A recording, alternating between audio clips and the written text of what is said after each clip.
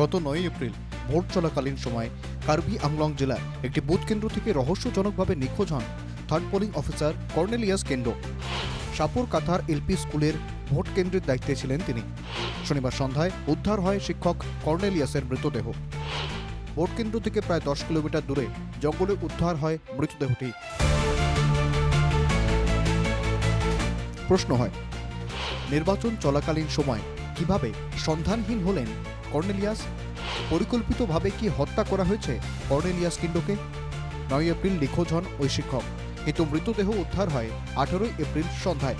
প্রশ্ন উত্থাপিত হয়েছে কার্বি আংলং প্রশাসনের ভূমিকা নিয়েও। সন্ধানহীন হওয়ার পর কেন পোলিং স্টাফকে খুঁজে বের করতে পারেনি পুলিশ?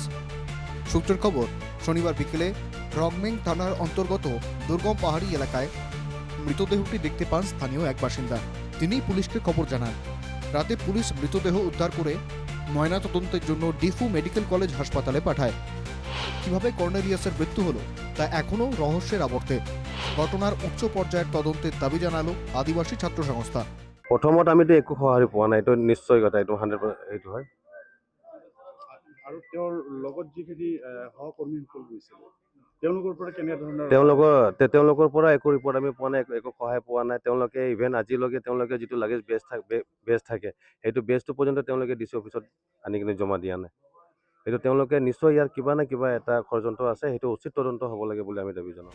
প্রশাসনের গাফিলতিতেই কর্তব্যরত অবস্থায় শিক্ষক কর্নেলিয়াস কেন্ডোর মৃত্যু হয়েছে। অভিযোগ মৃত শিক্ষকের কন্যা।